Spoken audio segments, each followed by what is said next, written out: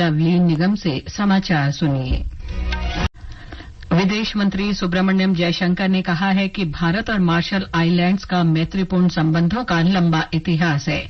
Marshall Islands में सामुदायिक विकास की 4 परियोजनाओं के कार्यान्वयन के लिए सहमति पत्र पर हस्ताक्षर किए गए।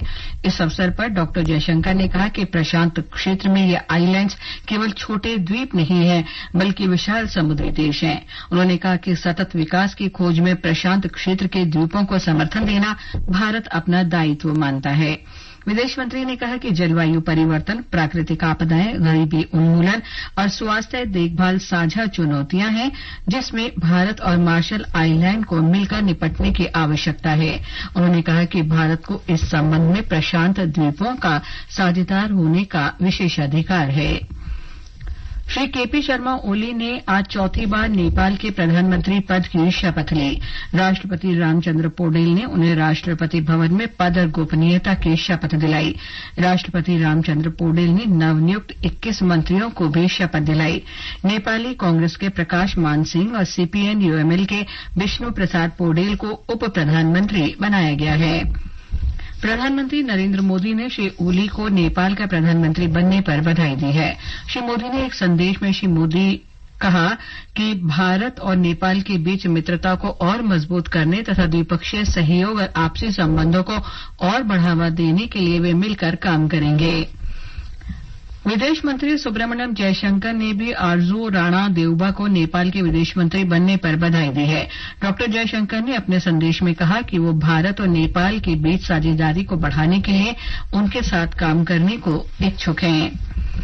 बांग्लादेश की प्रधानमंत्री शेख हसीना ने भारत से तीस्ता परियोजना को लागू करने का आग्रह किया है। ढाका में प्रधानमंत्री शेख हसीना ने कहा कि चीन ने तीस्ता परियोजना के बारे में कुछ प्रस्ताव दिए हैं। उन्होंने कहा कि भारत ने भी प्रस्ताव दिए हैं और वो भी इसे लागू करने की संभावनाओं का पता लगाने के लिए अध्ययन करेगा। बांग्लादेश के प्रधानमंत्री ने कहा कि इसके लिए भारत को प्राथमिकता दी जाएगी। शेख हसीना ने कहा कि भारत तीस्ता के पानी से जुड़ा है, इसलिए उसे ये परियोजना लागू करनी चाहिए। उन्होंने आश्वासन दिया कि बांग्लादेश भारत को इसके लिए आवश्यक सुविधा उपलब्ध कराएगा। भारतीय विदेश सेवा के अधिकारी विक्रम मिस्री ने आज विदेश सचिव का कार्यभार संभाल लिया। उन्होंने विनय मोहन क्वात्रा का स्थान लिया, जिनका कार्यकाल कल समाप्त हुआ था। श्री मिस्री 1989 बैच के अधिकारी हैं। वे राष्ट्रीय सुरक्षा परिषद सचिवालय में उप राष्ट्रीय सुरक्षा सलाहकार के रूप में कार्यरत थे। श्री मिस्री ने चीन, म्यांमार, स्पेन में भारतीय दूत के रूप में भी काम किया है। गृह मंत्री अमित शाह ने आज असम, गुजरात और उत्तर प्रदेश के मुख्यमंत्रियों से बात कर बाढ़ की स्थिति का जायजा लिया। श्री शाह ने इन राज्यों में बढ़े हुए जलस्तर के बारे में जानकारी ली। गृह मंत्री ने उन्हें हर संभव सहायता देने का आश्वासन दिया। इस बीच मौसम विभाग ने आज उत्तराखंड, पूर्वी उत्तर प्रदेश और पूर्वी राजस्थान के अलग अलग स्थानों पर तेज वर्षा की संभावना व्यक्त की है। इस दौरान आंधी और बिजली गिरने की भी संभावना है। मौसम विभाग ने आज हरियाणा, उत्तर प्रदेश और दिल्ली के कुछ इलाकों में हल्की आंधी और गरज चमक के साथ मध्यम वर्षा का अनुमान व्यक्त किया है। भारतीय जनता पार्टी ने राष्ट्रीय राजधानी दिल्ली में बिजली की कीमतें बढ़ने को लेकर प्रदर्शन किया। हाल ही में बिजली वितरण कंपनियों ने दिल्ली में बिजली खरीद समायोजन शुल्क को 6.75% से बढ़ाकर 8.75% कर दिया था। भाजपा नेताओं ने आज दिल्ली के विभिन्न इलाकों में अरविंद केजरीवाल सरकार के खिलाफ तख्तियां लहराते हुए नारे लगाए। भाजपा के प्रदेश अध्यक्ष वीरेंद्र सचदेवा ने बढ़ी हुई कीमतें वापस लेने की मांग की।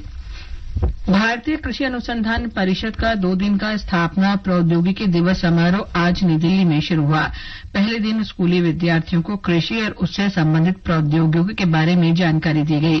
केंद्रीय कृषि मंत्री शिवराज सिंह चौहान कल कृषि राज्य मंत्रियों भागीरथ चौधरी और रामनाथ ठाकुर की मौजूदगी में स्थापना दिवस का आधिकारिक रूप से उद्घाटन करेंगे।